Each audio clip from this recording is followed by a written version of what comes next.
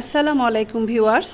সকালবেলা রান্নাঘরটা আমার কাছে মনে হয় ছোটোখাটো একটা যুদ্ধক্ষেত্র। রুটি করো, ভাজি করো, বাচ্চাদেরকে স্কুল কলেজে পাঠাও, হাজব্যান্ডকে অফিসে বিদায় দাও, ইত্যাদি ইত্যাদি। তো যাই হোক, হেল্পিং হ্যান্ড থাকার কারণে একটু হালকা হয় কাজগুলো। তবে আমার একটু ডিফারেন্ট নাস্তা সকালবেলায় ভালো লাগে, যেমন কোনো দিন একটু রুটি, কোনো দিন একটু পরোটা, কোনো দিন খিচুড়ি। কিন্তু আপনাদের ভাইয়া সকালবেলা রুটিটাই বেশি পছন্দ করে, তো কী আর করার, এই জন্য রুটিটাই বেশি করা হয়। তবে আমি মাঝে মাঝে একটু ডিফারেন্ট নাস্তা খেয়ে থাকি। তো সকালবেলা আজকে রুটি ভেজে নিলাম, আম কাটলাম, ভাজি করলাম, ডিমটা ভেজে নিলাম। এর মধ্যে আপনার ভাইয়াকে আমি নাস্তা খাইয়ে বাজারে পাঠিয়ে দিয়েছিলাম, যেহেতু একটু বাজার লাগবে। আর হেল্পিং হ্যান্ড থাকা অবস্থায় আমি বাজারগুলো সাধারণত করিয়ে ফেলি, যেন তার কাছ থেকে একটু কোটা বাছাগুলো একটু হেল্প করতে পারে আমাকে। তো বাজার আমার করে চলে আসছে আপনার ভাইয়া। তো এর মধ্যে আমি আজকে আমার খাবার মেনুতে রান্না করব মুরগির মাংস, আর সবজির মধ্যে কি করব ভাবতে ভাবতে হঠাৎ মনে হলো আজকে আমি উত্তরবঙ্গের যে ডাঁটা আছে সেই ডাঁটার একটা ভিন্ন রকম রেসিপি তৈরি করব। সাধারণত ডাঁটা আমরা ঝিঙা, পটল, চিংড়ি মাছ দিয়ে খেয়ে থাকি, তবে আজকের ডাঁটা রেসিপিটা আমি একটু ভিন্ন রকম তৈরি করব। এই জন্য আমি ডাঁটাগুলোকে কেটে নিলাম, সজনা যেভাবে কাটি ঠিক সেইভাবে এভাবে কেটে নিলাম। আর কিছু তেঁতুল পানিতে ভিজিয়ে সেটাকে আমি কাত বের করে নিব, এজন্য কিছুক্ষণের জন্য ভিজিয়ে রাখলাম। আর একটা ফ্রাই প্যানে আমি কিছুটা পানি আর সেই ধুয়ে রাখা ডাঁটাগুলো দিয়ে দিলাম, আর দিয়ে দিলাম তার মধ্যে পরিমাণ মতো স্বাদ মতো লবণ, 1 চা চামচ হলুদের গুঁড়া, 1 চা চামচ ধনিয়ার গুঁড়া, 1 চা চামচ মরিচের গুঁড়া, আর দিয়ে দিলাম 1 চা চামচ আদা রসুনের পেস্ট। এবার ভালোভাবে সব কিছু মিশিয়ে নিয়ে এটাকে নাড়াচাড়া করে আমি ঢাকনা দিয়ে ঢেকে দেব সিদ্ধ হওয়ার জন্য।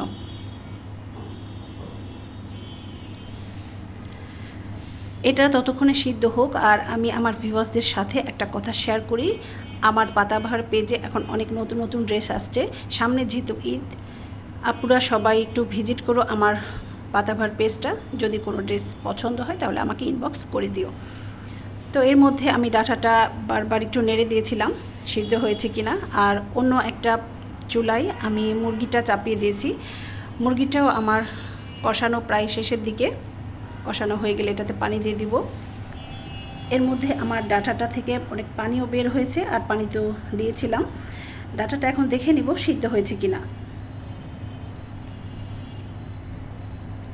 ডাঁটাটা আমার সিদ্ধ হয়ে গিয়েছে। এখন এর মধ্যে দিয়ে দিব সেই যে আমি তেঁতুল ভিজিয়ে রেখেছিলাম, সেই তেঁতুলের কাঠটা আমি এখন এই ডাঁটার মধ্যে দিয়ে দিব।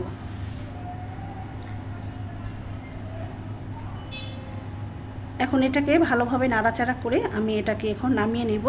হ্যাঁ ভিউয়ার্স, আমার রান্না কিন্তু এখনও শেষ হয়নি। আর এই রান্নাটা আমি আমার মায়ের কাছ থেকে শিখেছি। আমি অন্য একটা পাত্রে আমি দিয়ে দিলাম পরিমাণ মতো সয়াবিন তেল, আর দিয়ে দিলাম এর মধ্যে 1 চা চামচ মতো রসুন কুচি, আর দিয়ে দিলাম হাফ কাপ পেঁয়াজ কুচি, আর 3টা কাঁচামরিচ ফালি করে কেটে দিয়ে দিলাম। এখন এটাকে আমি নাড়াচাড়া করে ভাজা ভাজা করে নেব। আমার পেঁয়াজ রসুনের কুচিটা ভাজা ভাজা হয়ে আসছে। এখন আমি দিয়ে দিব এর মধ্যে সে সিদ্ধ করে রাখা ডাঁটাগুলো। এর মধ্যে যেহেতু তেঁতুল দেয়া আছে, এই জন্য এটা কিন্তু এখন টকটক ভাব আছে। এটাতে আমি এখন লবণ আর টকটা একটু স্বাদ চেখে দেখে নিব। তারপরে এর মধ্যে দিয়ে দিব আমি 2 টেবিল চামচ চিনি। মিষ্টিটা অবশ্যই যে যেমন খায় সেরকম দিলেই ভালো। আমার 2 টেবিল চামচে হয়ে গিয়েছিল। এখন এটাকে নাড়াচাড়া করে ঠিক এই রকম ঝোল রেখে আমি নামাবো, যেহেতু ঠান্ডা হলে এটা আরেকটু ঘন হয়ে যাবে। আমার এটা হয়ে গিয়েছে। এখন আমি এর মধ্যে দিয়ে দিব টেলে রাখা জিরার গুঁড়া 1 চা চামচ পরিমাণ, আর 2টা কাঁচামরিচ ফালি করে কেটে এর মধ্যে দিয়ে আমি একটু নাড়াচাড়া করে এটাকে একটু ঢাকনা দিয়ে ঢেকে দিব, শুধু ঘ্রাণটা সুন্দর রাখার জন্য। খুব সুন্দর একটা ঘ্রাণ ছুটেছে। হয়ে গিয়েছে আমার অসাধারণ স্বাদের ডাঁটার কালিয়া। আমার ভিউয়ার্সরা সবাই তোমরা একবার হলেও ট্রাই করে দেখো এই অসাধারণ স্বাদের এই ডাঁটার কালিয়া। আর তোমাদেরটা কেমন হয়েছিল অবশ্যই আমাকে কমেন্টসে জানিয়ে দিও। আল্লাহ হাফেজ।